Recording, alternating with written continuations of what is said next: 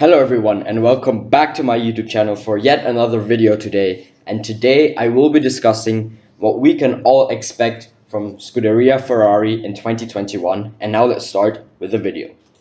We can all say that 2020 was a really difficult year for Scuderia Ferrari. It was their worst season since 1980. They only finished 6th in the championship with 103 points last year, which was obviously shocking for the Ferrari team. They came into the year with a lot of promise, with a lot of hopes of trying to build on their strong 2019 form and fight and be able to win the championship in 2020. Though already in preseason testing, they noticed that their car had a lot of things that did not work out as well as they hoped for, and they basically knew that it would have been a difficult year, but they obviously all didn't expect it to be such a difficult year. They had some crashes, the crash in Austria which didn't help, then obviously the brake failure that Vettel had in Italy, and then just Sebastian Vettel was generally not comfortable with the car, and the year just became worse and worse for Ferrari. But for 2021, Scuderia Ferrari have a new driver lineup, which is actually their youngest driver lineup since 1968, with Carlos Sainz and Charles Leclerc. That is a new driver lineup for 2021, and these two should try to bring the joy back to Maranello, try to motivate the people in Maranello again, so that the people in Maranello can be proud of their work and their team again. And obviously, I think Charles Leclerc and Carlos Sainz is a really good driver lineup. That's one of the best driver lineups in Formula One. Charles Leclerc has proved himself in the last 3 seasons in Formula One with also different scenarios. You know, he was a race winner 2019. In 2018, he scored a lot of points with that Sauber. And in 2020, he just did phenomenal performances with that car. And obviously, Carlos Sainz had a great 2-year stint at McLaren, having actually podiums also in Italy last year, ironically, the home of Scuderia Ferrari. And, you know, Carlos was good with his previous teammate, Lando Norris. And the first signs with Charles Leclerc are looking good. So I don't think they will have obviously will have an inter-team rivalry.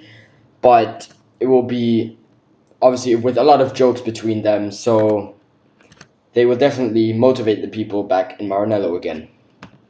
Another difference to 2020 is that Scuderia Ferrari have a new technical department and they have a new technical shakeup. The head of chassis, power unit, racing and supply chain department will now all report directly to Binotto. They do that to try and get better communication, which will then hopefully result into good performances on the track. But now let's look on how the preseason testing went and how their car looks for 2021. And their preseason test was actually really good. It was a solid preseason test without huge difficulties. Charles Leclerc just had an engine failure at the first day in the first morning, but that only cost him 10 minutes of time. But if you missed preseason testing, just click the icon button on the top right. And that's a video where I just gave a small recap on preseason testing. But coming back to Scuderia Ferrari, as I said, they had a really decent preseason test. Pierre Gasly even saying that Scuderia Ferrari are hiding pace and did not show their true pace. Plus, for 2021, they brought in their new power unit. Mattia Binotto was talking about the power unit almost regularly, almost every day in the winter break, and said the power unit is performing well on the dyno, and that has translated well onto the performance on track. The power unit performance looks great on track again. Plus, they also have a new aerodynamic overhaul, a redesigned front nose, which looks actually really feisty and good, and they have a lot of changes to the rear, because obviously of the new regulations, and the driver's feedback on the handling was also positive, although Carlos Sainz was still struggling with the car more than Charles Leclerc, which is obviously normal because Carlos Sainz comes into the Scuderia Ferrari team without being previously driven any Ferrari car. And obviously each team, the car handles different. So it will take Carlos Sainz a bit of time to adapt. But as we saw in the past, Carlos Sainz is a great driver. He has moved teams a couple of times now in his Formula One career. And then all succeeded great at the end for him. So the car that Scuderia Ferrari have underneath them definitely looks promising and is a car they can build on.